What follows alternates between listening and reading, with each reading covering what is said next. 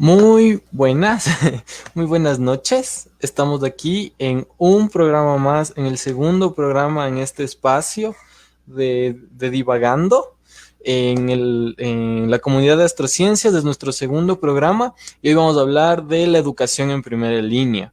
Primeramente, agradecer mucho, pedir que compartan esta transmisión para poder llegar a más personas porque vamos a hablar de temas súper interesantes con una persona que tiene una trayectoria muy grande en el tema, quizás de una forma no tan profesional, pero sí empírica, que al final es de lo que uno termina aprendiendo. Eh, Acá estamos con nuestra compañera Sofía. Sofi, ¿podrías saludarnos? Bueno, eh, vamos a presentar a nuestra acompañante en el momento de hoy, que es Milena Castro, y se las quiero presentar. Hola Milena, ¿cómo estás? Hola con todos. Bien, bien, gracias por la invitación. Un gusto estar aquí y conversar de lo que tengamos que conversar el día de hoy. Ya, perfecto. Como muchos de aquí no deben conocer a Milena, mi primera pregunta para comenzar todo esto sería, ¿quién es Milena Castro? Y si nos podrías dar una pequeña, dentro de lo que cabe, autobiografía de lo que tú creas importante. Uy, complicado. Bueno, soy una chica que le gustan mucho las plantas, le gustan mucho los juegos, le gusta mucho jugar con niños. En la universidad estudié biología, creo que soy bióloga de corazón. Pero creo que soy aprendiz de profesora por designios de la vida. Entonces, creo que eso es básicamente lo que puedo decir. Me gusta mucho conocer a la gente, me gusta mucho sentir a la gente, me gusta mucho caminar y aprender en el camino. Ya, perfecto. Me parece muy interesante y quizás algunas personas escuchando que conversas que estudiaste la carrera de biología, ¿por qué te hemos escogido para dirigir este programa de la educación en primera línea? Debe haber algún curioso, alguna persona que no esté enterada. Entonces mi pregunta sería, ¿en qué momento de tu vida y tu desarrollo te ha parecido que te has inmiscuido en la educación? Bueno, me hicieron esta pregunta hace muchos años en una postulación que hice y tenía dos grandes respuestas, dos grandes motivos por los cuales, creo que ahora serían tres, por los cuales ingresó no sé, mi vocación hacia la educación. En primer lugar, fue la presencia de un personaje muy importante en mi niñez, que es Carlos Biobi. Él llegó cuando yo era una pequeña, tenía 9 años, y él siempre buscaba jugar con los niños y enseñarnos a través del juego. Entonces, él pasó mucho tiempo en mi vida y creo que él fue uno de los pilares por los cuales la educación comenzó a llamarme mucho la atención. La segunda razón o motivo por el cual creo que comencé en el mundo de la educación es por mi hermano menor. ¿Quién será? ¿Quién será? No sé. Pero creo que la presencia del Carlitos más la presencia de mi ñaño hicieron que vaya, como tú mismo decías, empíricamente aprendiendo este mundo de la educación más por intuición que por alguna formación académica específica, sino a través de observar estímulos, observar reacciones, observar gestos. Y la tercera grande razón fue que yo siempre tuve una inclinación social, por familia, por trayecto, por experiencia, estuve relacionada a conocer a la gente, a trabajar con gente. Pero cuando salí del colegio, dije que ya no quiero más. Dije, no, yo no voy a trabajar con gente, a mí no me gusta eso. Quiero ser científica de la ciencia y quiero dedicarme a estudiar plantas.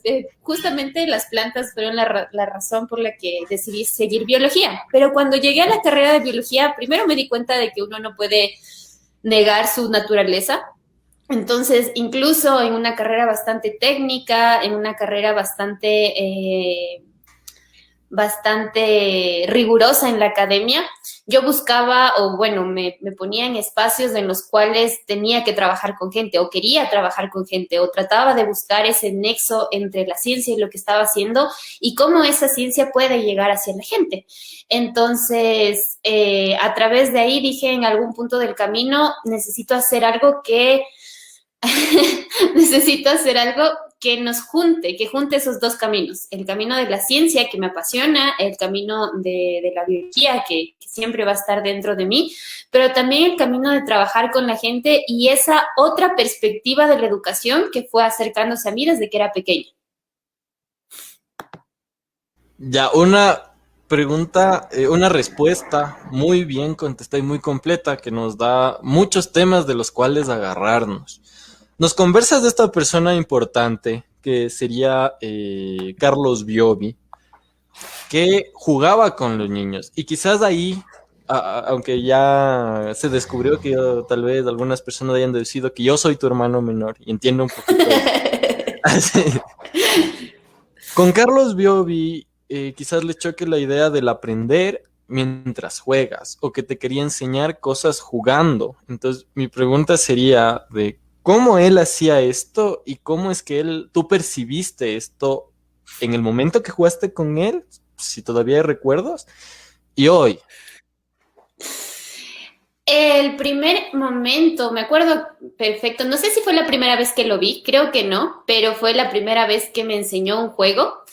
Fue el 4 en línea. No sé si ustedes, bueno, tú sí, no sé, la Sofi también supongo que sí, pero no sé si la gente que nos está viendo ha jugado 4 en línea, si lo ha hecho, maravilloso, si no lo ha hecho, incluso ahorita hay 4 en línea en internet, entonces con los niños de la escuelita solemos jugar, pero es un juego muy bonito. Como el juego lo dice, viene derivado del 3 en raya, pero en el 4 debes hacer 4 en raya. Pero es un pequeño tablero donde vas poniendo fichitas. Entonces me acuerdo que él siempre traía su maleta llena de muchísimos juegos. Y el primero que me enseñó, o del primero que yo tengo recuerdos, fue del 4 en línea y me invitó a jugar. Y yo gané ese primer juego y me regaló un estuche de esferitos, de estos de gel con brillitos y colores. Entonces, ese fue el primer recuerdo que tuve de un juego específico con el Carlitos, pero el Carlitos era un viejito, porque yo ya lo conocí con cabello blanco, que venía todos los años, se quedaba alrededor de 3 meses en Ecuador y en Pedro Moncayo, que es donde yo crecí, se quedaba alrededor de 2 meses. Y él ya estaba jubilado de su profesión y en una parte de su vida decidió que la educación, la alimentación y la salud en general eran 2 de los pilares más fuertes que iban a procurar el bienestar humano. Entonces, él decidió comenzar a través de la educación y la educación no solo la trabajaba con juegos, sino él trabajaba o pensaba que la educación se debía trabajar con los padres de familia a través de la alimentación que iban a tener esos niños y también con los profesores. Entonces, él venía acá, Pedro Moncayo, trabajaba con los niños con este tipo de juegos, pero también trabajaba con charlas y con juegos, también con padres de familia y con profesores. Entonces, yo siempre acompañé este proceso porque mis papis estaban muy involucrados con esto y yo era un llaverito que me llevaban a todas partes. Entonces, siempre en las charlas que habían con padres, en las charlas que habían con profesores, en los juegos que habían con niños, yo estaba presente. Entonces, hay muchas cosas que yo recuerdo que él decía, pero a veces no recuerdo si me las decía a mí o decía en algún otro contexto, en donde hablaba sobre la importancia de, más que tener una educación memorística, tener una educación que incentive a que los niños tengan la capacidad de resolver problemas, tengan la capacidad de ver diferentes escenarios y tener herramientas para resolver los problemas independientemente en donde estén. Entonces, otro de los juegos que me acuerdo mucho es Los perros y el león, que es un juego en tablero de ajedrez, en donde es un juego perfecto, así como el 3 en línea, en el que cuando sabes jugar no hay manera en la que pierdas, pero hasta saber jugar, como hay diferentes estrategias, toma un tiempo. Entonces, él lo que hacía es ponernos estos diferentes problemas, pero uno cuando juega muy seguido puede memorizarse esos problemas. Entonces, es muy fácil que la memoria te falle. Y lo que él hacía mucho era ir cambiando, variando estrategias, variando escenarios para que te estimules a ir pensando de otras maneras. Y así como el 3 en la raya, jugábamos carioca, jugábamos dominó, triminó, jugábamos busca figuras, un montón. Siempre venía cargado de juegos nuevos, juegos, cuentos, chistes, trabalenguas, todo lo que te puedas imaginar. Y sobre todo conversaba mucho. Y yo siempre, más que conversar en ese entonces, creo que era una niña bastante observadora, yo le acompañaba en esas conversaciones. Entonces hubieron muchas historias y muchas cosas que se me fueron quedando en la cabeza. Ya, perfecto. Entonces, este es el lado en el que esta persona importante para decidirte por la educación lo veía. Ahora, mi otra duda es, una cosa es el estar ahí, el estar viendo cómo una persona sabe enseñar, pero ¿cómo fue tu trayecto y tu momento en el que quisiste enseñar a alguien? ¿Qué sentiste y qué te diste cuenta que pasaba? Ahí está un poco más complejo, porque como te digo, quizás el primer alumno a largo plazo que tuve de alguna manera fuiste tú. Entonces, a quien le trataba de enseñar cosas o a quien le mostraba experimentos o las cosas que el Carlitos jugaba conmigo, quien trataba de hacer era contigo. Entonces, tú dirás qué tan bien o qué tan mal salió. Entonces, habrá cosas buenas y habrá cosas malas también. Pero ya mi trayectoria como docente, como docente apenas la estoy iniciando hace un año, pero en este trayecto de como que facilitar información, creo que siempre estuve un poco involucrada. No sé, hace un rato vi el mensaje de la CIN, que es una de mis amigas, que conocí en uno de estos espacios en donde, si bien no hacíamos educación de docencia, lo que nosotros hacíamos era inventar proyectos y también conocernos entre nosotros y aprender y enseñarnos entre nosotros, que fue la Asamblea de Jóvenes y Adolescentes en Cayambe. Entonces, ahí estuvimos durante mucho tiempo generando proyectos, jugando con niños pequeños, hacíamos pequeños cursos vacacionales, creo que por ahí también comenzaría la cosa. Y luego, cuando estuve en la universidad, participé de un proyecto de vinculación con la colectividad con otro gran amigo que es Ricardo Zambrano, y él siempre me dice como que en realidad tu camino empezó ahí. Y creo que sí, comenzamos a hacer unas pequeñas charlas con este proyecto de vinculación en Yacu, en la escuela, en el Museo de Agua, en donde hacíamos divulgación científica sobre, yo trabajaba en el componente de plantas. Entonces, nos creamos jueguitos y cosas pequeñas para enseñar a diferentes visitantes de este museo el tema de las plantas. Después vino un gran proyecto que creo que es uno de los que más han impulsado mi cabeza y mucho aprendizaje a través de la educación, que fue el Dragón de Polilepis, con otros dos grandes amigos que son Eddie Salazar y Cari, y todo el grupo del Dragón. Entonces ahí comenzamos un poco más a involucrarnos en el tema de cómo hacer de la ciencia un lenguaje más amigable con la gente. Entonces, bueno, en este gran grupo del Dragón de Polilepis habían muchos talentos que se juntaron, Eddie con sus cuentos, Carly con sus ilustraciones, Ricardo con sus voces, el Aaroncito, la Cami, la Carly con diferentes componentes de arte, de divulgación, de ciencia, de conocimiento, y de alguna manera lo que yo podía hacer era hablar. Creo que siempre se me ha dado un poco el tema de conversar o de hablar o de expresar ideas, o de también como que intentar tener estas ideas que se conectan unas con otras, y nos juntamos y fue una muy buena mezcla que hizo que vayamos investigando un poquito más cómo hacemos para llegar a otro tipo de público. Entonces trabajamos con niños, trabajamos con adolescentes, trabajamos con diferentes grupos, y luego llegó, bueno, más bien, mejor dicho, busqué la oportunidad de seguirme formando en el tema educativo formal, porque si bien durante toda mi vida he estado incursionando en el tema educativo informal o en el tema educativo más por instinto, en el tema educativo formal me sentía muy ignorante. Entonces yo decía, lo que yo quiero, o me di cuenta en la universidad, que si yo quiero conservar un ecosistema, necesito procurar el bienestar tanto del ecosistema como de la gente que rodea este lugar. Entonces, para mí, una de las principales herramientas para eso era la educación. Y yo me decía, si bien ya tengo una carrera en biología, tengo ciertos conocimientos alrededor de la biología, creo que necesito tener más conocimientos o indagar un poco más en la educación formal. Y ahí fue cuando apliqué a Enseña Ecuador, que es una fundación que trabaja con diferentes profesionales de diferentes áreas y con muchas escuelas y centros educativos alrededor del país. Y en ese momento ya comencé a ser profe, verdaderamente profe. Entonces creo que ahora sí tengo ahora todos los días me dice alguien profe, al menos una vez al día escucho un profe en el día y soy parte de este sistema educativo formal y realmente puedo ver qué es ser un profesor día a día en una clase y en un escenario educativo con todo lo que conlleva eso. Listo. Daimili, yo te tengo una pregunta. ¿Cuál era tu visión del ser docente cuando tú eras estudiante? Buena pregunta. Creo que nunca tuve una visión muy formada, pero he tenido buenos docentes, he tenido buenos profesores.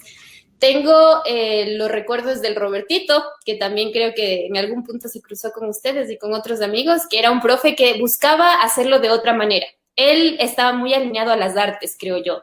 Entonces trataba siempre de hacernos hacer cosas manuales, hacernos hacer cosas que no iban solo a la teoría pura. Después tuve un gran maestro, que fue Darwin Vázquez, que en realidad él fue mi profesor, ya fue nuestro profesor en los últimos años del colegio, que él en cambio tuvo una manera muy especial de guiarnos en el amor por la literatura. Entonces, él es muy apasionado de la literatura y creo que con él fue de los primeros profesores que entendí que cuando un profesor realmente se apasiona de algo, te llega mucho más esa pasión de lo que tiene o de lo que transmite que la teoría que te está llevando. Entonces, de ahí también me acuerdo de una maestra, me acuerdo de una profesora. Yo generalmente tenía buenas notas en la escuela, pero tenía mis épocas oscuras. Entonces, el otro día estaba pensando, cuando estaba como que en sexto grado, no quería hacer deberes. Y ojalá mis papitos no vean. Pero yo no hacía a veces deberes o me ponía a hacer deberes en la madrugada. Entonces no me salían tan bien los deberes como siempre. Y esta profesora hacía muchos trabajos manuales en los cuadernos. Nuestros cuadernos eran como que toda una feria. Teníamos como que nos hacía hacer unos remolinos y unas cosas y los exámenes con ella eran súper distintos. Nos hacía hacer gincanas, nos hacía jugar con dados gigantes en un aula. Entonces, si bien no todos los profesores tenían esas metodologías, creo que alrededor de mi carrera o además de estos maestros de vida que fui encontrando fuera de la escuela, tuve maestros interesantes también dentro de la escuela. Pero el confrontamiento más fuerte que yo tuve con la educación específicamente, más allá que mi propia educación, bueno, tuve en el colegio una profesora que me quitó las ganas de aprender química, un poquito. Bueno, si en algún punto o si llegase a ver, no es personal, profe, pero en realidad ella no respondía a mis preguntas. Era como que yo le trataba de hacer preguntas sobre las cosas y la respuesta es porque así es la fórmula o porque así se dan las cosas. Entonces, uno cuando está muy direccionado a preguntar y tus preguntas no tienen una respuesta, te cansas y ya no quieres seguir indagando y preguntando. Pero por suerte lo que yo siempre tuve es una educación fuera de la escuela bastante complementaria. Ya. Listo, bueno, tenemos una pregunta de nuestros espectadores y es de David Rosado. Dice, ¿existe alguna forma alternativa de evaluar a algún estudiante?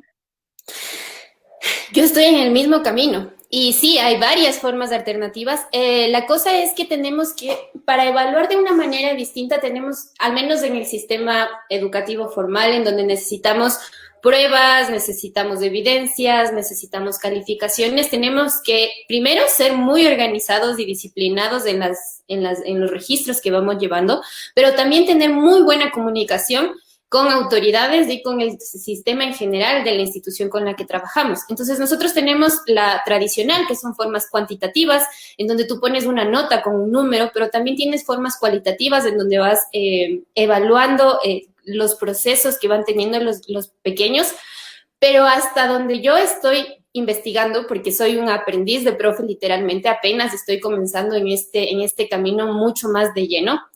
Creo que es sumamente importante ir evaluando los avances que cada uno de los estudiantes tiene dependiendo del punto en donde comienzan, cuando comienzan contigo. Entonces, es importantísimo saber cuál es el punto de inicio, porque no podemos evaluar a todos los niños o a todos los estudiantes de la misma manera, porque no todos comienzan en el mismo nivel de aprendizaje o con las mismas destrezas desarrolladas.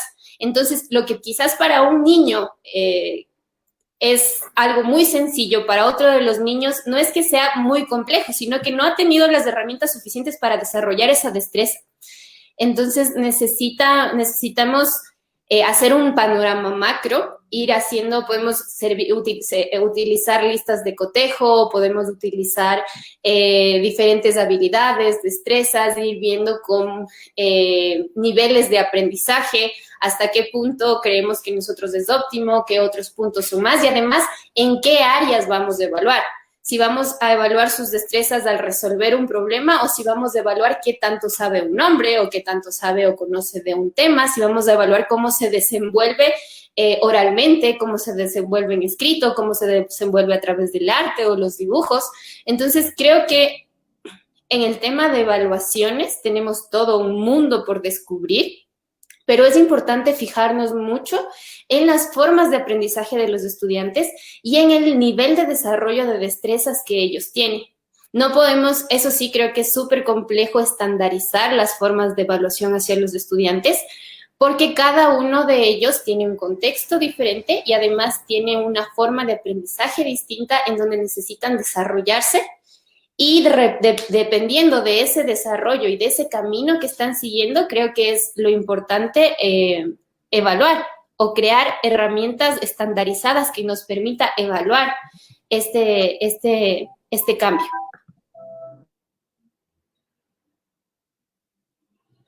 Ya, perfecto. Quiero invitar a todas las personas que nos estén viendo a hacer preguntas como las de David Rosado, de ciertas dudas que se les vayan generando, para que nos pregunten lo que ustedes deseen. De ahí, Sofi, ¿tiene? Listo, sí, yo tengo una pregunta. Verás, en base a tu experiencia durante la educación virtual, ¿qué nuevas metodologías has descubierto o has adquirido o cuál has visto que funciona mejor? La verdad, lo que he visto que funciona mejor es lo que siempre ha funcionado, y es que los niños utilicen sus manos para aprender, utilicen sus sentidos para aprender. Yo ahorita trabajo con niños de entre 7 y 9 años. Algunos ya están terminando los 7, bueno, ya casi todos terminaron los 7, pero algunos todavía tienen 8, algunos todavía están comenzando en los 9. Pero creo que lo que más les ayuda, o cuando veo que retienen mejor el conocimiento o van haciendo conexiones interesantes, es cuando ellos pueden utilizar sus sentidos para aprender. Ellos pueden utilizar, por ejemplo, ahora podemos utilizar herramientas virtuales mucho más sofisticadas para temas de audio, para temas de video, en donde ellos estimulen ese tipo de sentidos, pero también es fundamental que ellos tengan sus manos trabajando en algo. Cuando tienen sus manos en algo, tienen su atención en ese algo que están haciendo. Entonces, creo que y además los juegos de cualquier tipo que sean, y cuando están moviendo su cuerpo, esa es una de las cosas que fuimos descubriendo cuando comenzamos la educación virtual, y que también nos decía, en Enseña tenemos un COE, que es una persona que nos dirige en nuestra experiencia, es como un mentor, en donde nos ayuda mucho a entender que la atención de los niños es completa, todo su cuerpo debe estar involucrado en su aprendizaje para que puedan procesar ese conocimiento que están teniendo. Entonces, esa quizás no es una metodología nueva, creo que es una de las metodologías más antiguas, pero quizás a medida de que vamos perfeccionando, tecnologizando la educación, es algo que queda desapercibido. Sobre todo en la primera etapa de aprendizaje, la utilización de sus sentidos o utilizar su cuerpo o utilizar los diferentes estímulos que están alrededor de ellos para enfocar su atención y para enfocar el conocimiento que están recibiendo, creo que es fundamental. Claro, sí. Muy interesante. De ahí tenemos otra pregunta. Dice, hola, saludos desde Ibarra. Ecuador es el peor país de Latinoamérica en cuanto a hablar inglés. Sin embargo, aprendemos inglés desde la educación inicial, pero parece que no funciona. ¿A qué crees que se deba eso? Pues yo tengo la misma pregunta porque yo no sé inglés. Y a mí también me enseñaron desde la educación inicial inglés y tengo una resistencia hacia el inglés y hacia el idioma en general y he tratado de hacer una retrospectiva de cómo ha sido mi proceso de aprendizaje en el inglés para que yo no me haya, para que yo no haya desarrollado ese vínculo con el idioma. Y creo que ese es el punto, que nosotros no desarrollamos un vínculo con el idioma. Tengo compañeros, tengo amigos que he ido conociendo a lo largo de la vida que manejan un inglés muy fluido y es porque lo tenían dentro de su vida fuera de la escuela.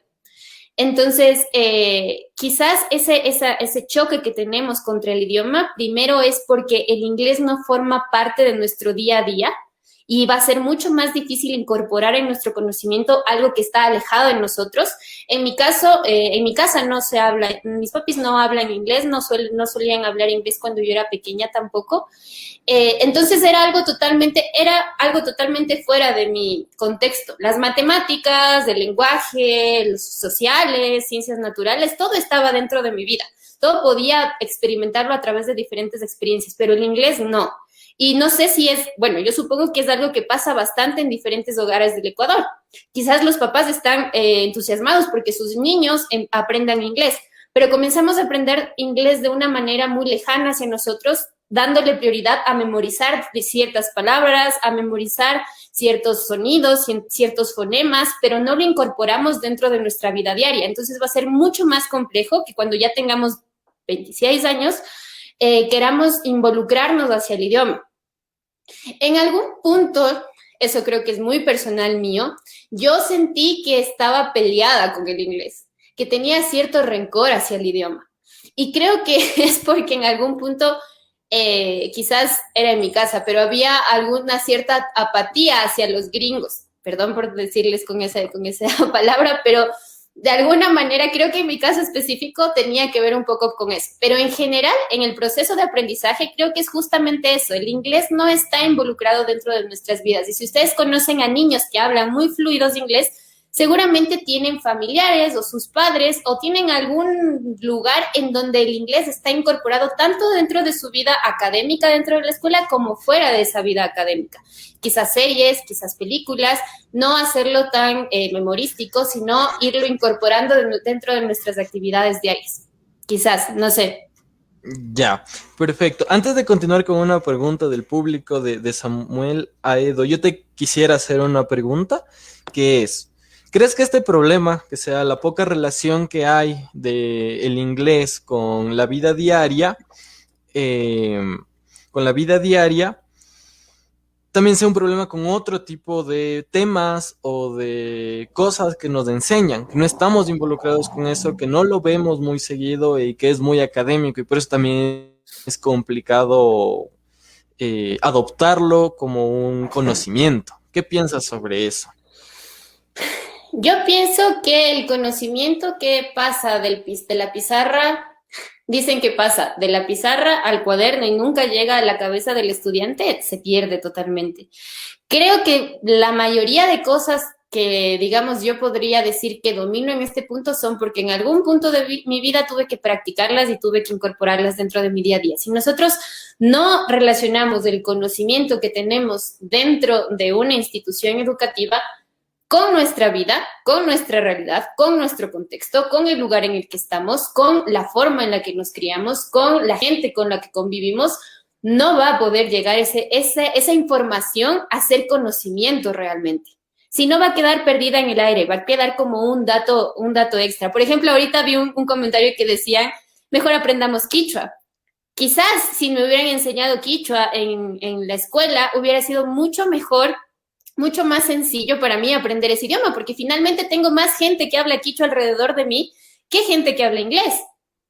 Entonces va a estar un poco más relacionada a mi contexto. Y eso es una cosa súper compleja de la educación, creo, que ahora hay temas estandarizados en todos los lugares y se trata de enseñar lo mismo a un niño que vive en una zona rural cerca de las montañas o en la selva que a un niño que vive dentro de la ciudad. No digo que no necesiten tener acceso a información similar, pero cada uno dentro de su contexto va a tener información que sea o herramientas que les sean mucho más útiles a ellos para entender de dónde son parte, de qué lugar, a qué lugar pertenecen, para sentirse parte de este lugar y para sentir que todo ese conocimiento que están teniendo realmente va a servir en sus vidas, no solo para aprender o tener más información sobre algo, sino para poder desarrollarse y relacionarse con su entorno de una manera mucho más armónica. Y ahora algo que nos hace mucha falta también, de una manera mucho más gentil y respetuosa con ese ambiente y con ese lugar en el que están. Y yo creo que la educación debería ser una herramienta que nos lleve justamente a eso, a conocer nuestro entorno, a respetarlo y a ser gentiles con esas relaciones con las que nos estamos involucrando. Perfecto, Emilia. Acá la misma persona dice, es un idioma muy útil para enfrentar la globalización, pero ¿por qué no apostarle a lo nuestro también? Creo que indirectamente respondiste esto al decir que uno aprende y lo que mejor uno puede aprender es lo que uno va necesitando a lo largo de su experiencia diaria. Por eso es importante que dependiendo de la situación social y todo lo que vivan, tengan diferentes tipos de cosas. Pero bueno. Claro. Antonio Dávila también comenta, concuerdo con la licenciada, lo que aprendemos debemos ocuparlo a diario si no se pierde. Ya, perfecto. Se nos está perdiendo en los comentarios una pregunta de Samuel Aedo, que es un segundo. Con respecto a las pruebas estandarizadas, ¿qué opina de las pruebas de ingreso universitario estandarizado a través de CENESID? Esa es la pregunta de Samuel Aedo. Samuel Aedo. Bueno, creo que ese es otro mundo complejo. Creo que no involucré, pero también es oportuno porque también fue una gran fuente de aprendizaje. Gracias a creo que he tenido grandes amigos y conocidos a lo largo del camino. Gracias a Alex, que me permitió ser parte de un preuniversitario cuando estaba terminando la educación universitaria.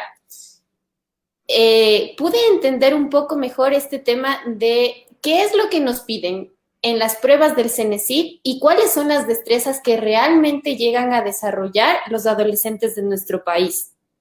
Las pruebas del CENESID piden destrezas estandarizadas que no se desarrollan en el colegio.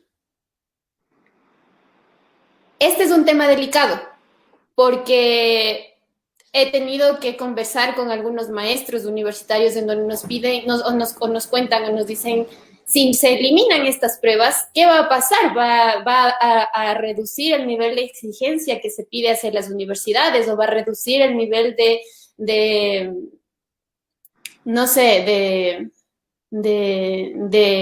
Conocimiento.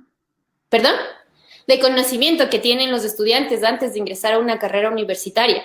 Pero lo que se tiene ahorita son exámenes estandarizados de la CENESID en donde los chicos ingresan alrededor de 6 meses, un año antes, a cursos preuniversitarios en donde se tienen preguntas que ya se ven que se trataron en los exámenes y comienzan a memorizar, comienzan a tratar de hacer lo que generalmente en el sistema educativo nos piden, que memoricemos cosas.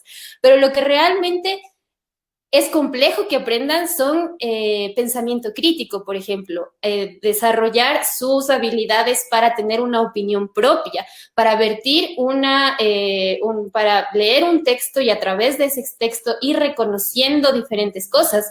La lectura y la escritura en nuestro país lamentablemente está muy poco desarrollada. Y a pesar de que en estas pruebas del CENESID se piden esas habilidades en los colegios y en los sitios de estudio, los adolescentes no aprenden eso o no desarrollan eso. Más que aprender es no llegan a desarrollar o no tienen los espacios donde realmente puedan desarrollar esas destrezas que se les está pidiendo en esas pruebas. Entonces, esas pruebas están desarrolladas respecto a estándares de no sé qué lugar para estudiantes que no están cumpliendo esos estándares, que luego tienen un año antes de dar esas pruebas en donde se sacan el aire literalmente, no tienen tiempo para mucho, para nada en general, porque se pasan del preuniversitario al colegio, del colegio al preuniversitario, memorizando y memorizando cada vez más, teniendo niveles de estrés sumamente fuertes para rendir estas pruebas, para sacar una calificación en su mejor caso alta, pero generalmente no, en donde luego van a tener que entrar a una carrera en la que quizás no estén preparados para entrar o ni siquiera sepan bien si esa es la carrera que ellos quieran, sino que tienen que seguir el proceso que ya nos han dicho que tenemos que seguir siempre.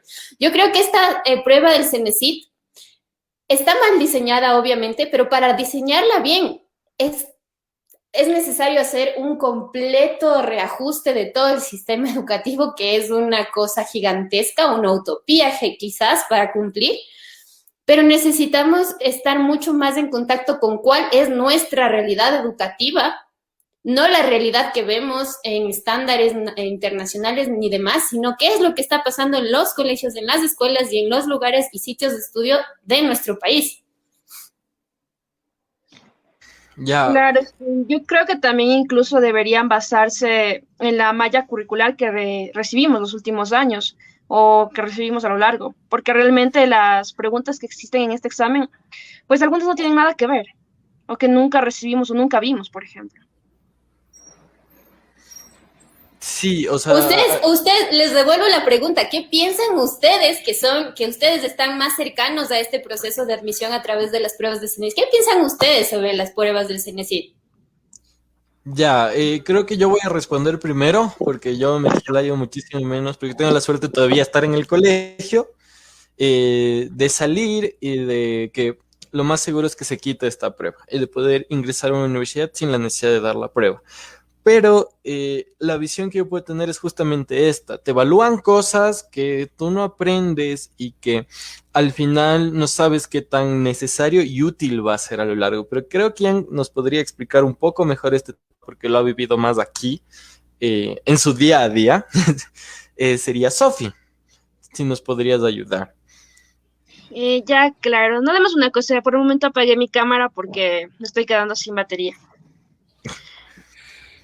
Claro, lo que les decía antes, de hecho, en comparación con la malla curricular que recibimos en los últimos años y durante el tiempo que se estudia, hay algunas preguntas durante el examen que realmente no tienen nada que ver o que no las recibimos mientras estuvimos en el colegio. Y sí, exactamente lo que hablábamos de los preuniversitarios, están diseñados para memorizar, porque incluso en algunos preuniversitarios lo que hacen es darte preguntas y respuestas de antiguos exámenes y que te las memorices, o que te memorices respuestas y ese tipo de cosas. Entonces sí creo que está mal diseñada porque incluso algunas preguntas son más de analizarlas, pero analizarlas más a fondo y ¿cómo se llama? Del pensamiento crítico y todo esto. Entonces como que no lo llegamos a desarrollar por completo por este tema de memorizar. O sea, lo que yo he podido ver con los chicos es que realmente tienen muchísimas cosas que hacer. O sea, son estudiantes de tercero de bachillerato, tienen que hacer sus proyectos o en su caso sus exámenes de grado, tienen que ir a los preuniversitarios y estudiar todo ese tiempo. Entonces, todo el tiempo tienen cosas que hacer, tienen que ser adolescentes y vivir y hacer sus cosas porque es necesario hacerlo. Entonces, están sometidos a muchísimo estrés y además les exigen destrezas que, como les decía, el sistema educativo no se da. Y eso me pasó en una de las clases con los chicos del pre en una ocasión. Y es que estábamos hablando de ellos. Estábamos hablando de un tema específico, no me acuerdo exactamente de qué tema, pero yo les decía a los chicos, pero denme su opinión, cuéntenme, ¿qué es lo que ustedes piensan sobre esto? Tengan como que tranquilos. Entonces, nos pasamos como que 1 hora intentando que los chicos vayan hablando de a poquito, hasta que en un punto una de las chicas me dijo, pero, profe, usted nos está pidiendo que le demos nuestra opinión cuando nosotros no estamos acostumbrados a hacer eso. Durante 5 días de la semana, nuestros profesores nos piden que nos callemos y atendamos a clases. Y ahora usted me está pidiendo que hable y que diga lo que pienso. Entonces fue como que, chuta, o sea, tiene toda la razón. ¿Cómo les voy a...? O sea, me quedé fría, dije como que, sí, es verdad. En muchos sistemas o en muchos espacios educativos, esas destrezas que se les pide que se desarrollen, no se las deja o no les dan espacio para que las desarrollen. Entonces es un monstruo de muchísimas cabezas. Ahí también, perdón que les... Por ejemplo, este es un comentario que llegó ahorita y que quisiera hacerles a ustedes, que seguramente están más involucrados en eso, y dice, yo creo que no debería presionar mucho a los jóvenes a elegir una carrera si aún no están listos. Cuéntenme ustedes. Yo lo que puedo contar desde mi parte. Tengo una relación chistosa, principalmente por situaciones familiares, con el tema de estudiar. Pero yo desde siempre he tenido una inclinación a ciertos estudios y nunca he tenido un mayor problema. Sí, así que me gustaría que Sofi nos pudiera responder esta pregunta de qué piensa sobre la presión que se ejerce para poder entrar a una universidad. O elegir carrera. O elegir una carrera. Disculpa, se cortó, no entendí bien las preguntas. Ya, Billy, ¿tú le podrías repetir la pregunta que nos hiciste a los dos? ¿Qué piensas sobre la presión que se tiene para elegir una carrera? Ya, yo creo que esa es una presión social, porque tú ves que tus compañeros ya escogieron una carrera, ya están estudiando, quizás la misma carrera que sus padres o que sus padres les dijeron, o incluso presión familiar, existe demasiada presión, ¿no? No sabes qué hacer ni qué elegir y te empiezas a poner ansioso porque ves que los demás ya están como que eligiendo su caminito y tú todavía no estás seguro de qué voy a seguir, por qué voy a seguir esto, realmente es una carrera que me va a ayudar en mi vida, realmente es a lo que me quiero dedicar, ¿qué debo hacer?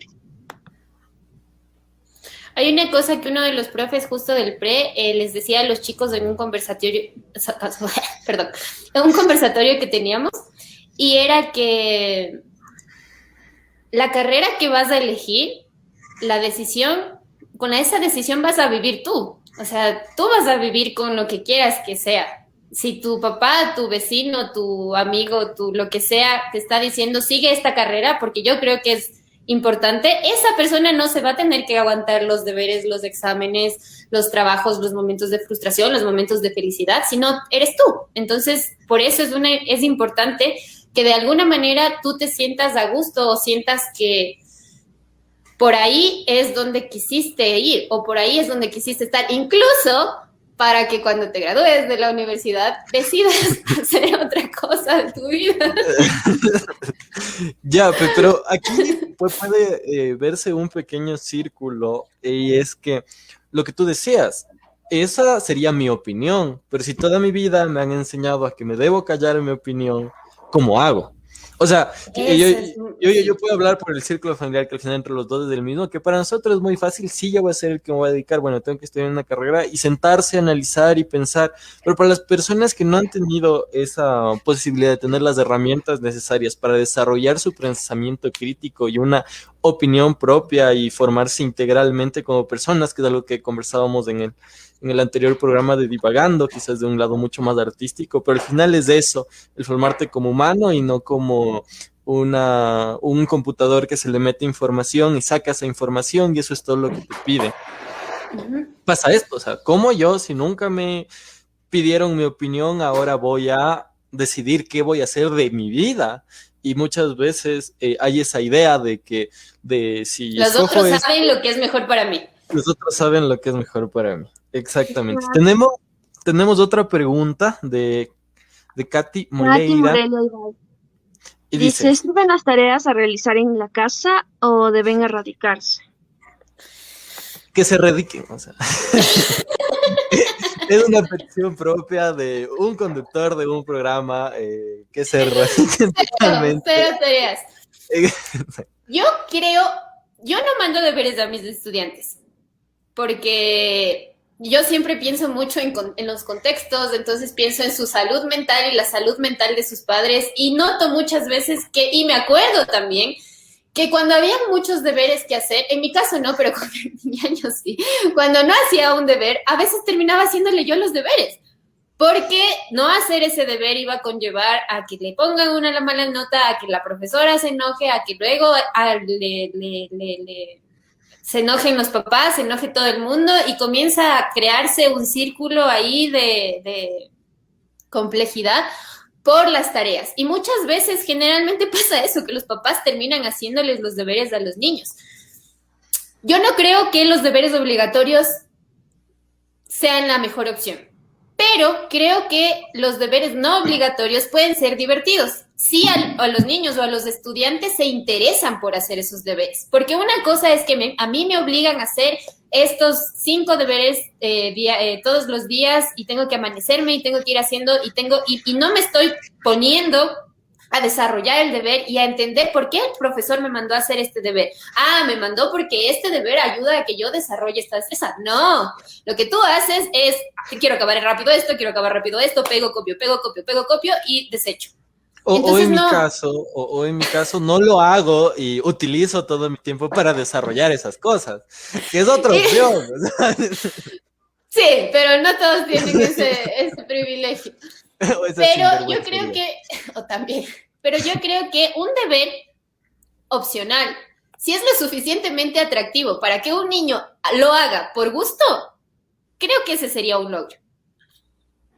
Para que un niño diga, ¿cómo que? Pero porque he hecho pequeñas cositas que a los niños realmente les gusta y me piden que les mande de deber. Y yo digo, pero no es que los deberes no, o sea, ¿quién quiere hacer un deber, niños? Entonces hay cosas que si ellos quieren hacerles, por ejemplo, los juegos, el tema de hacer pequeños juegos o de ir ejercitando esas cosas en tiempo complementario que tienen libre, me parecerían maravillosos, porque también tuve una pregunta de una mamá y me decía, es que mi hijo o mi hija están mucho tiempo en la computadora o están mucho tiempo viendo programas que, si bien muchos programas pueden ser beneficiosos, otros pueden llegar a causarles ciertos conflictos también y que se atrofien algunas destrezas. Pero hay ciertas actividades que podrían desarrollarse en casa por gusto de los estudiantes y por gusto de los padres de familia que me parecerían interesantes que se manden, pero yo diría que quizás lo ideal serían deberes no obligatorios. No para que saques más notas, sino simplemente porque tienes tiempo y quieres aprender algo que está divertido aprender.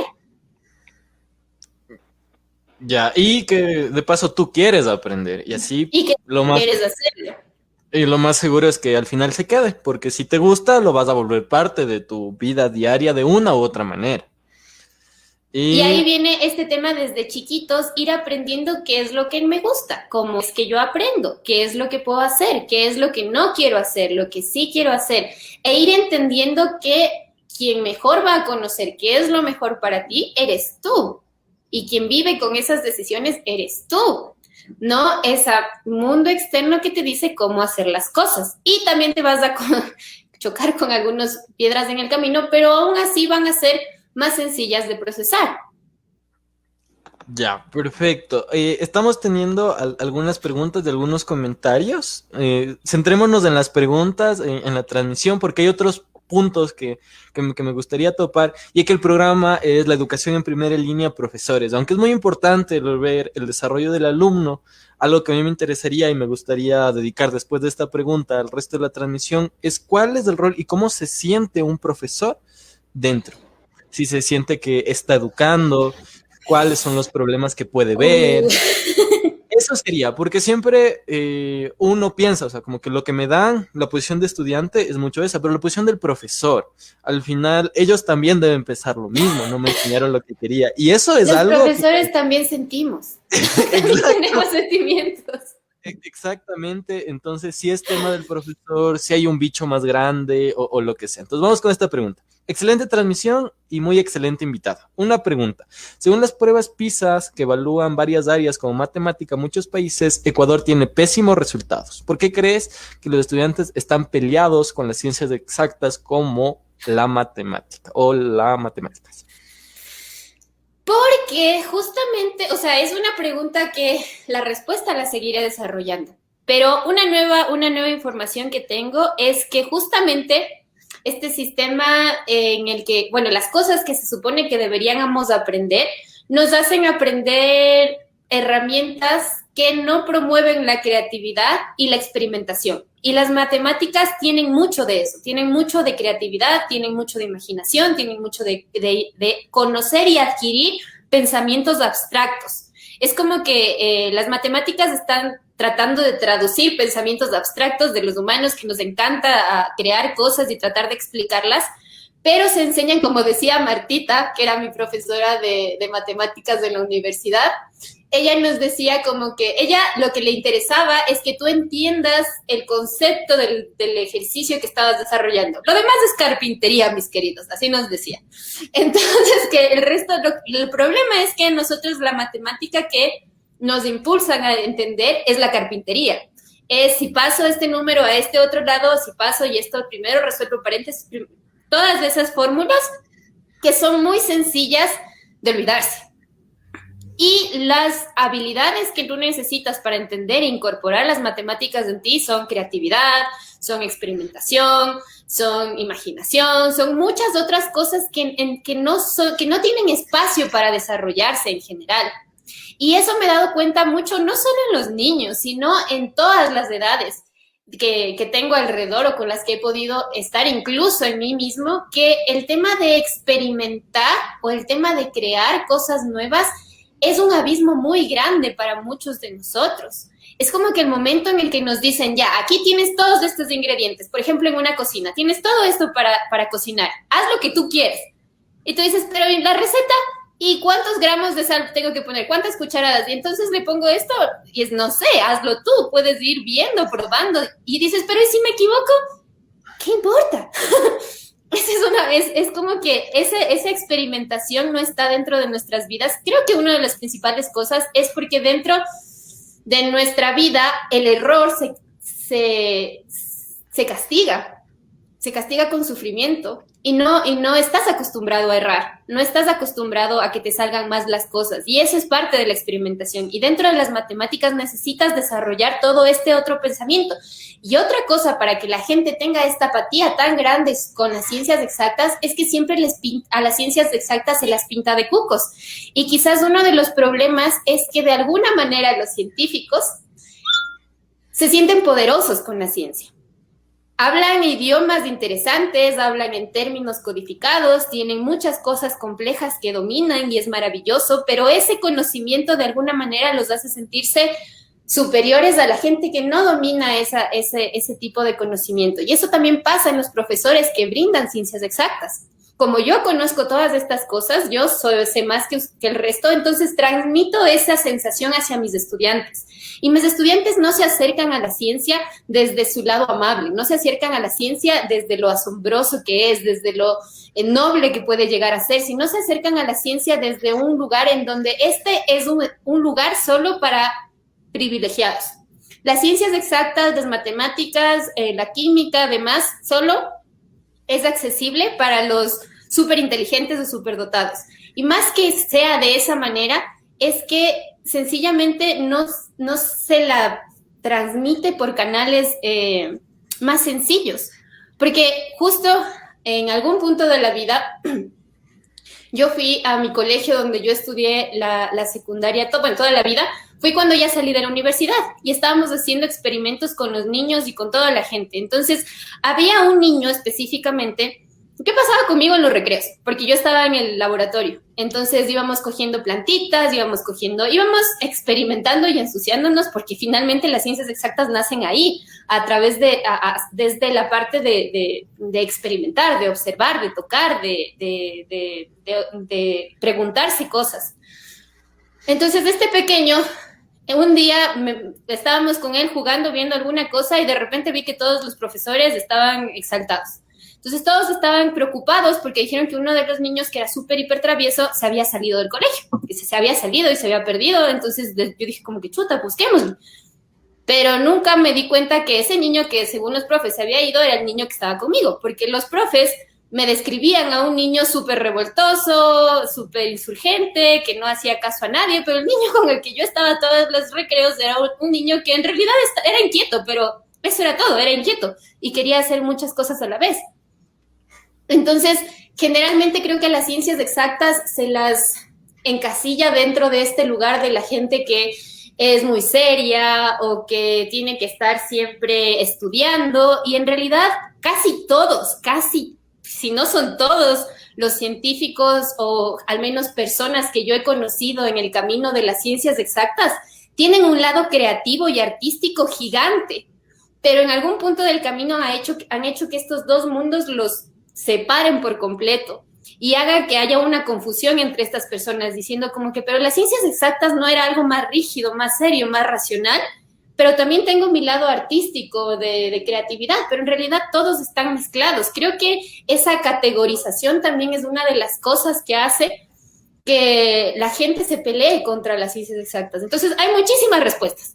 Y podría seguir divagando, como dice el programa, sobre esta pregunta, pero bueno, por ahí me quedo. Ya, perfecto. Entonces, vamos con una duda que yo tengo, que es, ¿tú crees que el profesor tiene control sobre qué quiere enseñar y cómo quiere hacerlo a sus estudiantes, o hay alguna otra cosa?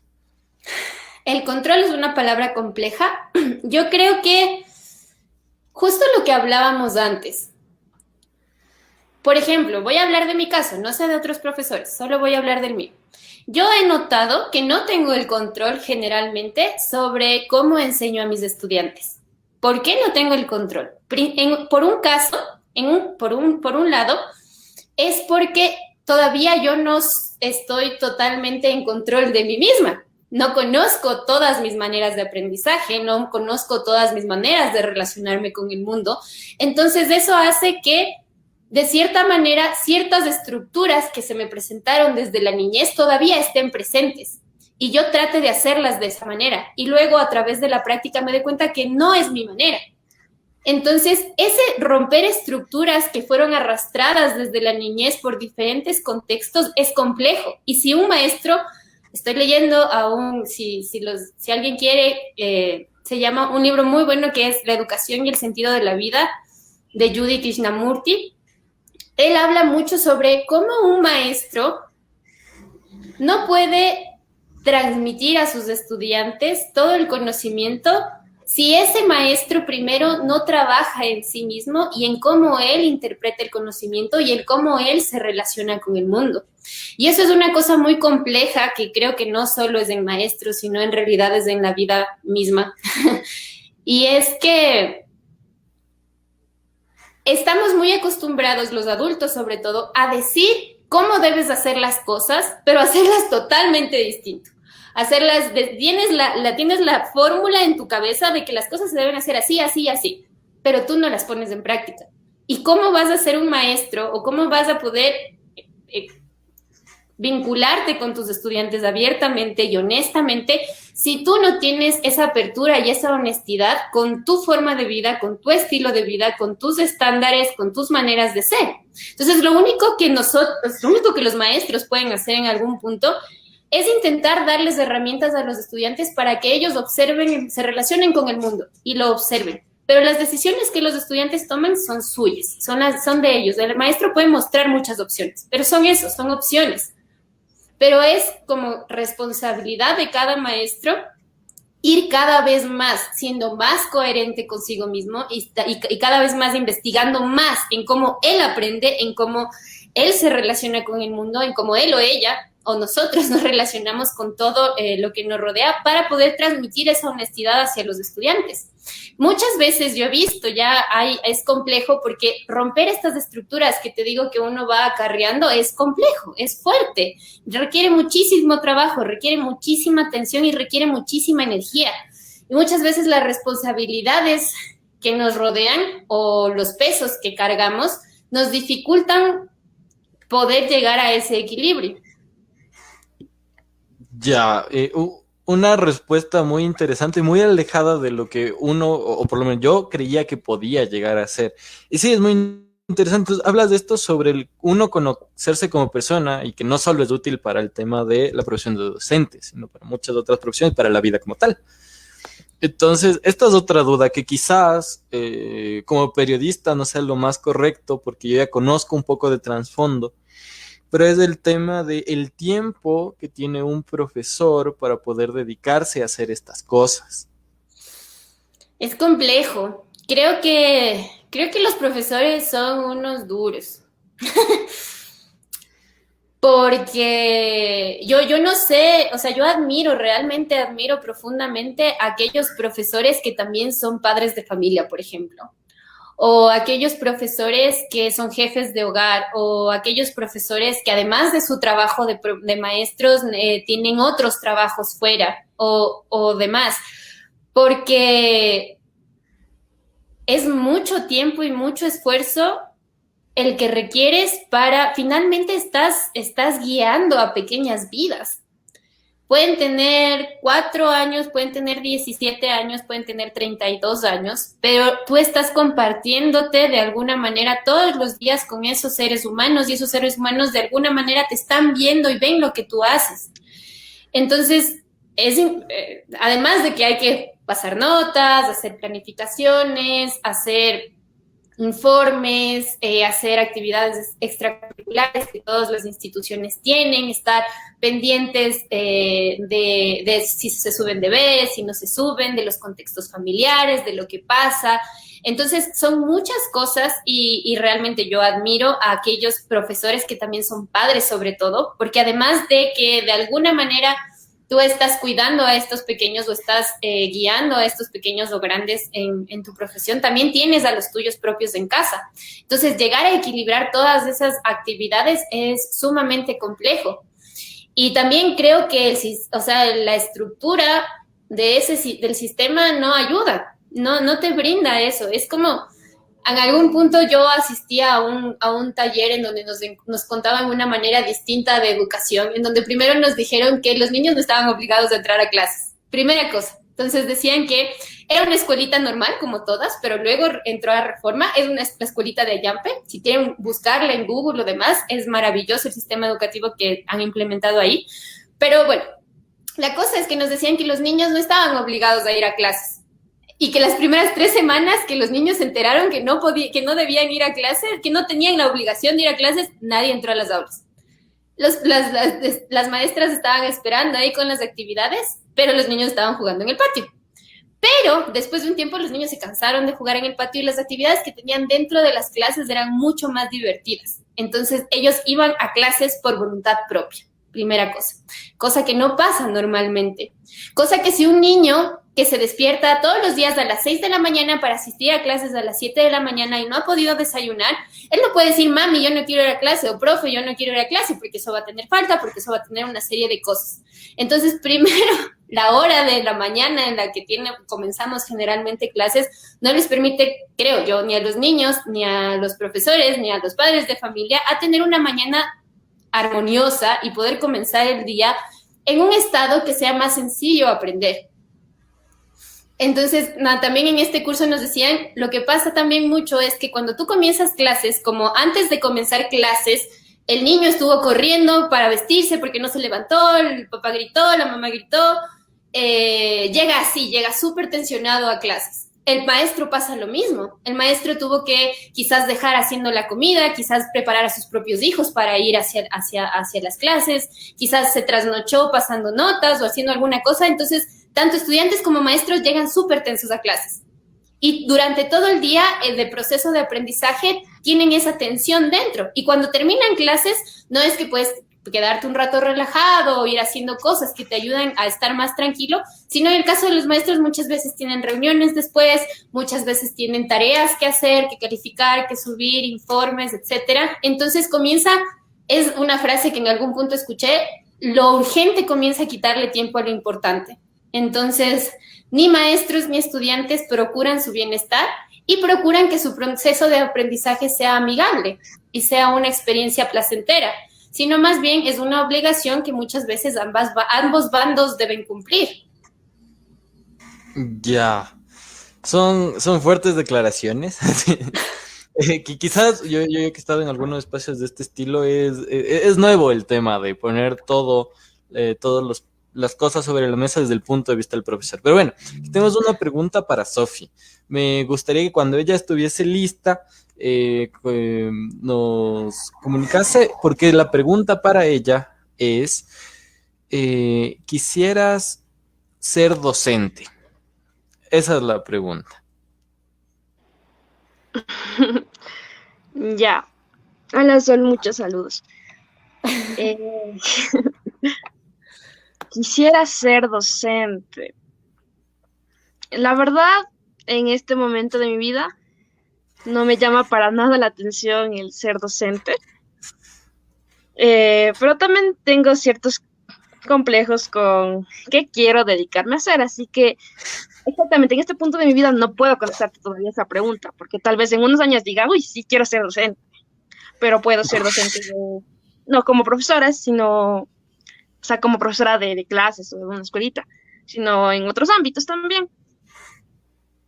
Ya, perfecto. Aquí Sol vuelve a mencionar que te quieren ver. A mí también me gustaría verte porque no estaba seguro si estabas o no estabas, entonces estaba como que responda.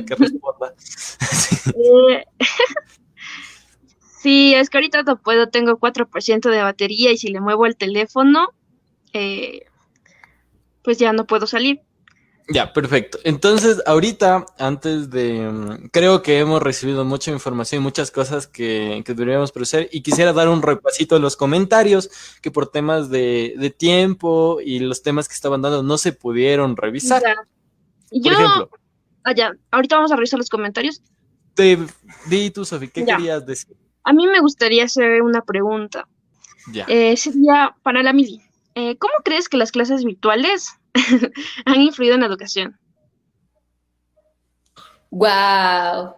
Hay sus pros y sus contras y también tenemos que evaluar que los contextos. Lastimosamente, el hecho, bueno, no solo ahora en clases virtuales, pero también más fuerte quizás ahora en clases virtuales, la educación es un privilegio, lastimosamente, siempre he pasado de esa manera, la educación formal es un privilegio y estas clases virtuales con estas clases han podido evidenciar mucho más las brechas socioeconómicas con las que la gente se enfrenta hacia su día a día. Entonces tenemos contextos, tengo compañeros de enseña justamente en donde ellos no ven a sus estudiantes, en donde ellos hacen una vez a la semana una llamada, si el estudiante logra contestar, si en la casa hay un teléfono que tenga señal y pueda contestar, y tienen que a través de esa llamada tratar de hacer todo el proceso de aprendizaje. Entonces hay estos escenarios totalmente contrastantes en donde el tema de recursos económicos y tecnológicos a los que tienen acceso es muy complejo y preocupante. En mi caso, por suerte, todos mis estudiantes tienen acceso a Internet. Puedo verlos todos los días y puedo intentar seguir su proceso de aprendizaje. Intentar porque no es lo mismo sentirlos, no es lo mismo compartir, no es lo mismo estar con ellos día a día, pero también es un escenario privilegiado. Finalmente los puedo ver al menos. Pero algo que creo que uno de los mayores cambios que se ha tenido que enfrentar en el proceso de educación virtual, además de la adaptación a sistemas de tecnología, es cómo ahora ha cambiado el papel de las familias en la educación. Cómo ahora tenemos acceso a ese entorno familiar que antes quizás estaba un poco lejano. De alguna manera he escuchado algunas anécdotas de que antes algunas familias dejaban a sus hijos en la escuela Entonces, ahí, problema de los profes, yo voy a hacer mis cosas, lo retiro en la tarde y hasta ahí tenemos interacción los unos con los otros. Ahora no pasa eso. Ahora la mamá está cocinando atrás de mi estudiante mientras mi estudiante está teniendo clases. Entonces, si la mamá escucha un poquito de salsa mientras cocina, toda la clase va a escuchar un poquito de salsa mientras cocina. Entonces, estamos todas las familias, estamos ahí. Ahora, si yo tengo una mascota o 5 mascotas, mis estudiantes saben que tengo esas mascotas y me piden que las presente todos los días. Y si ahora alguien pasa atrás mío, me preguntan, profe, ¿quién es? Debo contarles que tengo hermanos, que tengo papás, que tengo abuelitas, y toda la convivencia con la familia ha sido mucho más cercana, y sobre todo el papel de esos padres de familia dentro de la educación de sus hijos también ha sido mucho más día a día y mucho más compleja también, y también creo que es importante reconocer todo el esfuerzo que esos padres de familia están haciendo, porque aparte de todas sus actividades diarias, en la tarde tienen que llegar a revisar si sus hijos o hijas tienen tareas que subir a la plataforma, tienen que revisar si esos pequeños hicieron esas tareas durante las clases, porque es muy sencillo que los niños o los adolescentes, sobre todo adolescentes y también estudiantes universitarios, porque he podido conversar con profesores de adolescentes y de estudiantes universitarios con los que realmente ha sido difícil interactuar. Con los niños, siempre que converso con ellos, digo, por ese lado yo tengo una ventaja muy grande, porque puedo verles a mis niños todos los días, y ellos interactúan conmigo, y ellos me responden, y estamos hablando todo el tiempo. Entonces, de alguna manera estamos conviviendo. Pero mientras más va creciendo en edad, comienzas a hablarle a una pantalla con cámaras apagadas.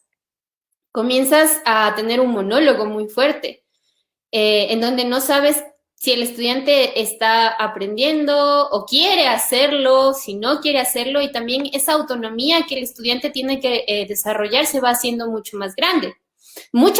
También se hace mucho más grande el reto del maestro, de que he visto muchas veces y me ha tocado también hacer de payasito o inventarse cualquier cosa, hacer malabares, hacer lo que sea para captar la atención de los estudiantes. Pero por ejemplo, generar un debate profundo con estudiantes adolescentes, cuando yo tuve la oportunidad de dar clases en el pre con los adolescentes, costaba una media hora, unos 40 minutos hasta que los estudiantes comiencen a calentar motores y a comenzar a expresar sus ideas, pero llegábamos a un debate y llegábamos a conversar y se formaba un grupo interesante de conversación. He intentado hacer lo mismo con algunas pocas clases que me ha tocado con estudiantes adolescentes, sobre todo en este contexto, y es muy complejo llegar. Es muy complejo generar una conversación, es muy complejo que expresen sus ideas a través de la palabra. Y eso es a veces preocupante también, porque yo me digo como que, ¿cómo vamos a repasar o cómo vamos a practicar este tema de expresar lo que yo siento, lo que yo pienso, lo que yo opino, con respeto hacia las ideas de mis compañeros, si ahora no se dan esos espacios? Porque lo máximo que logras es un dedito arriba. ¿Están ahí? O sí, profe, por el chat. Eso es lo máximo que logras muchas veces. O el hola, profe, gracias, profe, al finalizar la clase. Entonces, ese acercamiento humano, ese poder sentir a tu estudiante o sentir a tu maestro o inspirarte de cómo tu maestro habla o de lo que te muestra, es algo súper complejo. Si bien creo que es enriquecedor también este tema de poder acercarse de una manera a las familias. Por ejemplo, a mis pequeños les encanta mostrarme a sus hermanitos. Entonces, de repente uno apareció con su hermanito y todos agarran a su hermanito y es profe. Entonces, me parece divertido y bonito de alguna manera, pero también crean estas barreras mucho más complejas de traspasar, porque finalmente ahora solo es necesario que alguien apague la cámara y el micrófono y no puedes hacer más. No puedes hacer más. Si él no quiere hacerlo, si no quiere aprender, pues no puedes hacer más. Claro, de hecho, con todo esto de la educación virtual han salido muchos memes. Recuerdo uno que decía que la educación virtual es como estar invocando un arma a través de la tablita, como están ahí. ¿Alguien me escucha? La Ouija, acá. ¿Están ahí? Sí, por favor, sí. Ya. Sí, claro. Oficialmente quiero invitarte a ti, Mile, a un nuevo programa para conversar algo que creo que tú tienes más visión, yo conozco un poco, que es la línea de conocimiento, que quizás nos ayudaría a entender un poquito más de estas actitudes que toman los adolescentes y lo distinto que es trabajar con un adolescente que trabajar con un niño que trabajar con un adulto. Pero bueno, y vamos a dar una pequeña revisión a los comentarios que no pudimos ver. Acá tenemos un comentario de David Rosado que dice: una acotación respecto al aprendizaje del inglés desde mi experiencia. El mejor profesor que se puede tener es un videojuego. Hace una década los juegos de PlayStation eran en inglés únicamente y para jugar ciertos juegos era necesario tener un diccionario al lado. A la larga se aprende bastante y es cierto, se puede ver, y eso es algo que quería comentar yo en cuanto a matemática, cuando tienes un objetivo o algo útil para lo cual te sirva aprender, lo vas a hacer. Entonces, si para divertirte en tu videojuego tenías que aprender inglés, lo hacías. Y en mi caso, había un juego de cartas que juego con mi familia, que al final se suman todas las cartas. Y para poder jugar solo y para poder jugar con más personas, tuve que aprender a sumar desde muy chiquito, porque era mi conexión para poder, mi herramienta para poder conectarme en ese mundo de las cartas. Y eso me ayudó mucho. Pero bueno, vamos acá. Tu día a día. Mi Justo día a día. tenía su día a día, tenía una ventanita ese día a día. Ya, ahí tenemos unos saludos desde Riobamba. De Saludos ahí, desde Riobamba, también tenemos saludos desde Londres, Vaya. saludos de Cintia. acá tenemos saludos desde el Cantón Cayambe y de algunas personas de Quito y todo. Pero bueno, vamos viendo otro comentario. Es de a una intervención de Mili, de Gabriel Jaramillo Terán. Exacto y qué valioso. Por ahí culturalmente tampoco llegamos a despegar y ser potencia, económicamente hablando, porque nos negamos esa conexión con lo nuestro. Y también con su comentario de esto de un idioma muy útil para enfrentar a la globalización. Bueno, con este tema de económicamente, no sé si tendrías algún comentario, Mili. Creo que lo que Gabriel un poco se estaba refiriendo es a que el apropiarnos de lo que nos rodea, de los contextos en los que estamos, hacen que se potencien en todos sus ámbitos, incluso el ámbito económico. Entonces, nos dice un poco, ¿por qué tenemos que aprender inglés? Es porque sí, nos abre muchas puertas a campos laborales y a información y a conocimiento, porque el conocimiento generalmente está en inglés. Entonces, si nosotros queremos tener acceso a todas esas herramientas, tenemos que aprender inglés. En la universidad me tocó aprender inglés, me tocó aprender a leerlo, me tocó aprender a escribirlo. Pero, ¿por qué no? Quizás una de las trabas para ese desarrollo mucho más grande es realmente apropiarnos y vivirlo día a día y consumirlo día a día, tanto en idioma como en información, como en productos, las cosas que están más cercanas a nosotros o las cosas que forman parte de nuestro contexto y de nuestro día a día. Ya, perfecto. Ya tenemos un comentario de de José Antonio Dávila. Exacto lo que dijo Maki. Si no me enseñaron a opinar, ¿qué voy a saber lo que quiero hacer los siguientes 5 años para empezar?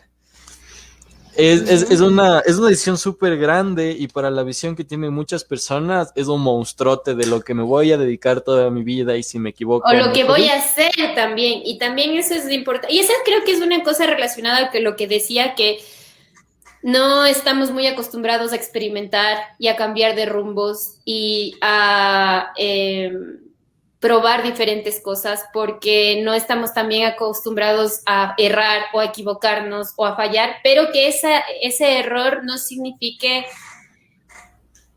no signifique el fracaso, sino que es parte de ese proceso de aprendizaje. El error dentro del proceso de aprendizaje creo que es uno de los aspectos más importantes que tenemos, el aprender a errar, el aprender a aceptar esos errores, el aprender a aprender de esos errores o a entender que son pasos más, así como en los aciertos y en los triunfos, tanto aprender a manejar el triunfo como aprender a manejar el error o la equivocación, creo que, y la frustración que lleva lo uno o lo otro, es importantísimo. Algo que yo leía en un libro me hablaba de la importancia de la frustración en el proceso de aprendizaje, que no es no es tarea de los maestros. Bueno, más que tarea, no es que debemos quitar si a un niño le cuesta una tarea, no significa que somos malos maestros, sino más que quitar ese estímulo para que no tenga esa frustración, tenemos que ayudarle a ver desde un lado gentil esa frustración. Es decir, bueno, esta tarea me cuesta, sí, pero no es imposible. No porque me cueste no significa que es imposible. Y ahí ya voy acabando esta parte, pero ahí es también importante que como maestros vayamos entendiendo esas formas de aprendizaje que a nosotros nos cuestan y que para nosotros son frustrantes. Y entender que para nosotros también tampoco es imposible reaprenderlas o tampoco es imposible ir mejorando o teniendo oportunidades de mejora en esos puntos débiles que tenemos. Ir entendiendo y también compartiendo con los estudiantes que esas cosas de las que erramos o fallamos no significa que somos tontos o somos malos o no vamos a poderlo hacerlo nunca, sino que tenemos destrezas que nos salen natural y tenemos destrezas que no nos salen natural. Y es normal, pero podemos desarrollarlas según lo que nosotros queramos.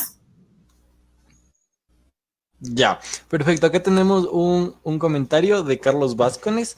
Yo me tomé 2 años sabáticos para elegir la carrera universitaria, una decisión muy sabia. Muy sabia y que demuestra unas muy buenas herramientas para primero poder tomar esa decisión, porque como decía Sofi, no es solo un tema propio, es una presión de tu generación, de tu familia, de todo en general. Pero tu cabeza. Tu cabeza, muy importante, a veces se olvida. Vamos de acá con Gabriel Jaramillo Terán. De acuerdo, si el sistema educativo no promueve que el alumno una cultura de constante refleja hacia su rol como individuo o como ser activo de una comunidad cada vez más globalizada. Debe existir un tiempo de distinción después de tanta exigencia de memorización en la escuela. El estrés de los niños cada vez es más común y sin contar las ansiedades especiales que debe haber un tiempo razonable para la exploración incluso de todo lo aprendido en la primera y la larga etapa del sistema educativo. Bueno, aquí me gustaría comentar algo. Yo la solución que encontré para no estresarme en clases es no hacer lo que me decían. Que al final me abrió muchas puertas para dedicarme a hacer muchas otras cosas y es verdad que aunque en mi colegio no hubiese una carga muy fuerte horaria, tengo historias de lugares donde había una carga horaria y de deberes y de todo muy fuerte y uno no se podía llegar a desarrollar de una forma integral, que es lo que conversamos la otra vez, de una forma individual. Creo que es importantísimo también cachar que la educación no es sinónimo de escuela o colegio o institución educativa.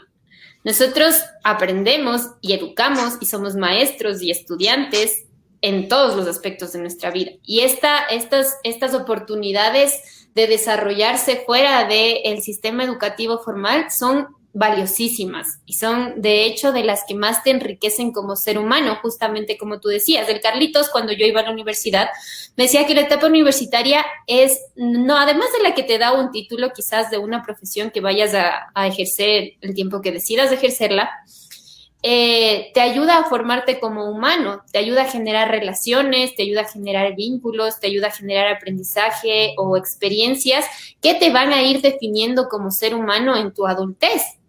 Y eso se aplica en todas las etapas de educación. Y creo que una de las cosas más maravillosas que a mí me ha dejado la universidad es justamente todas esas experiencias y personas y amigos y maestros de vida con los que me he ido topando en cada uno de los espacios. Ya. Vamos a continuar con los siguientes comentarios. De aquí viene de Nancy Vizcaíno. Felicitaciones, muchachos. Saludos desde Ibarra, la ciudad blanca. Tenemos otros saludos desde la parroquia de Cangagua, de Consuelo Chimarro. Y una última pregunta. Creo que con esto podríamos cerrar un poco el programa de Sol Cangat Lucero. ¿Cómo puedo saber que quiero seguir? Está difícil esa pregunta, pero bueno, dentro de las recomendaciones, primero es que vayas entendiéndote un poquito más. Primero, tente mucha paciencia, mucha paciencia, cariño y cuidado. Es no solo para elegir la carrera, sino para la vida misma. Necesitas ser muy paciente y gentil contigo en todas las decisiones que vayas tomando y también ir investigando qué es lo que te gusta, qué es lo que quieres hacer, qué es lo que... Entender también que la carrera universitaria no es que va a definirte como persona, no. Te va a brindar una herramienta y te va a brindar una forma de ver la vida de una manera un poco distinta. Eso creo que justo hablando con Sofía en algún punto le decía, yo creo que las carreras nos abren ventanas a conocer de una manera más cercana una forma de interpretar el mundo. Entonces, si a ti te interesa esa forma de interpretar el mundo, puedes optar por eso. También es importante que sepas cuáles son tus motivaciones, qué es lo que te motiva a seguir una carrera universitaria. Si tu motivación es económica, pues bueno, puedes seguir algo que te lleve hacia ese punto. Si tu motivación es el conocimiento, puedes llevar a seguir algo por ese punto. Si tu motivación es el sentimiento, también puedes ir llegando, solo teniendo en cuenta de cualquier decisión que tenga, en cualquiera de los aspectos va a tener sus retos. Y tienes que intentar pensar con qué reto estás dispuesto a vivir. Si estás dispuesto a sacrificar una cosa por buscar esta cosa otra, es importante entenderlo y entender cómo eres tú. Si tú puedes seguir ese camino, si tú puedes hacer esas cosas. Por ejemplo, si me preguntas por qué seguí yo biología, te voy a decir, no sé. Siempre que me preguntaban qué quieres seguir en el colegio, yo decía biología, pero no tenía idea de qué se trataba la biología. Pero no me arrepiento. Para mí ha sido maravilloso seguir la biología porque justamente me permitió conocer el mundo desde un aspecto y desde una ventana de conocimiento muy, muy cercana a cómo funciona la naturaleza. Luego he decidido en este punto seguir otro camino por este momento, porque eso es lo que quiero aprender, pero de alguna manera el corazón siempre me llevó hacia que quiero seguir biología. Entonces es muy importante irse haciendo caso e irse escuchando y en ciertos momentos, si no son la mayoría, hacer que las voces de afuera vayan teniendo un poco menos de peso y tu voz más. Eso no quiere decir que no es importante conversar, eso no quiere decir que no es importante buscar opiniones, no quiere decir que no es importante interactuar con gente con la que tú confías, pero son opiniones, son consejos. Tú decides qué es mejor para ti o qué te llega más, tomando en cuenta todas esas sugerencias que te pueden venir desde afuera. Ya, acá tenemos una felicitación y un comentario para ya terminar el programa de Nicolás del Castillo. Buena charla, Mili. Un problema que existe en la elección de carreras es que varias universidades nos dan herramientas para conocer exactamente qué es lo que van a estudiar, campo laboral y qué se hace. Solo entregan una lista de materias, entre las cuales están algunas que no hay tanta afinidad y finalmente terminas no eligiendo la carrera. Sí, es todo un camino laborioso e interesante este tema de cómo elegir carrera y creo que la mayoría de biólogos quizás no sé, con los que yo he conversado, se alegran de haber seguido biología por la información que nos ha dado, pero una vez que tú dices como qué campo laboral tengo, qué voy a hacer, qué cosas así, vas viendo otras oportunidades y en todas las carreras creo que se va a dar y es que siempre eso es importante, como tú decías, tanto en el colegio como en la vida misma, puedes jugar con las posibilidades. Y si algo no te termina de encajar, no necesariamente significa que te tienes que botar eso y ir a otra cosa, sino que puedes ir mezclando la vida. En la vida puedes ir mezclando. No son camisas de fuerza. Si tú seguiste biología, puedes ser maestro. Si tú seguiste docencia, puedes quizás luego especializarte en una ingeniería o software o puedes ser programador o lo que sea. Simplemente tenemos que tomar en cuenta que la vida es movimiento y puede irse mezclando y puedes ir agarrando cositas que te van gustando e ir llevando la vida por donde a ti te hace sentir más en comodidad y en confianza. Como dice Mafalda, ¿qué pasa? Si yo voy si la vida me lleva a mí o yo le llevo a la vida. Entonces es como que si quieres que el mundo te vaya imponiendo qué es lo que es mejor para ti, o tú vas a ir descubriendo y vas pidiendo ayuda y jugando con las variables de ese mundo para ir formando lo que a ti te va haciendo sentirte feliz y realizado y a la vez es gentil con la gente que te rodea y puedes convivir con todo eso que te rodea. Ya, perfecto. Creo que sería momento de irnos despidiendo. Ha sido una charla muy fructífera. Ha sido, creo que, quizás, ya que yo soy tu hermano y todo, algunas cosas que dijiste ya las sabía, pero siempre es bonito volverlas a escuchar y volverlas a pensar. Pero sí es una información que estoy seguro que a muchas personas les va a llegar y les va a ayudar muchísimo. De ahí, queríamos comentarles una cosa sobre la próxima programación que hay en Astrociencias de Ecuador. Sofi, no sé si me Claro, podrías sí. ayudar. Ya, verán, el próximo sábado 15 de mayo, en esta misma página, la página de Astrociencias, va a haber un conversatorio, entrevistas, exposiciones de divulgación científica por parte de otra página llamada Que hay Ciencia. Y nos van a acompañar David Rosado, Katy Ibay y Ismael Isrieta. Entonces nos gustaría mucho que nos puedan acompañar el siguiente sábado. Quedan cordialmente invitados. Quedan cordialmente invitados. Entonces yo te invito a ti, Mile, en una próxima ocasión poder volver a hacer esto y conversar sobre este tema que sería muy interesante y quizás nos ayude a entender a veces cómo funciona nuestra cabeza sobre la línea del conocimiento, que ahí dejamos la pullita para las personas que nos están viendo y espero, no sé si aceptas mi invitación. Claro, siempre va a ser un gusto conversar con ustedes en privado o en público, como ustedes lo decían. Y bueno, primero final, quiero felicitarles por este espacio, felicitarles por Divagando, que ya tiene su trayectoria, ya es desde hace algún tiempo que se está dando. También es importante, justamente creo que esa es la riqueza del aprendizaje, ir experimentando, ir generando proyectos, fracasando en el camino, viendo cosas que puedes ir cambiando, pero todo el tiempo arriesgándote un poquito a seguir conociendo y a seguir explorando y a seguir haciendo cosas chéveres que además de lo que puedan servir a otros, es un camino de aprendizaje para ti, es un lugar en donde ustedes están aprendiendo a desarrollar cosas maravillosas y siempre voy a estar gustosa de participar de esto.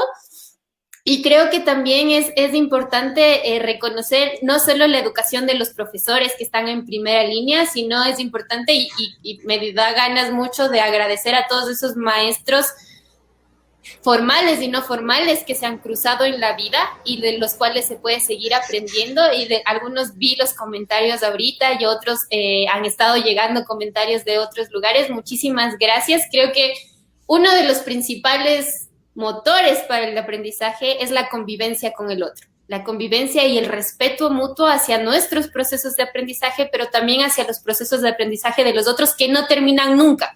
Comienzan desde el momento en los que nos conciben quizás hasta el momento en el que morimos y es necesario ir dándole la importancia necesaria a ese proceso continuo de aprendizaje y que eso no termine. Entonces, felicitaciones a los dos y muchas gracias por su invitación.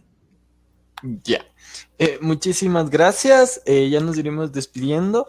Y ya, como comentó Sofi, para verlos el 15 de mayo en el programa con otros compañeros de nuestras ciencias y espero pronto yo también poder transmitir aquí junto a ustedes viendo con otro nuevo conocedor, no necesariamente profesional, divagar, simplemente divagar un poco. Muchísimas gracias. Hasta una próxima.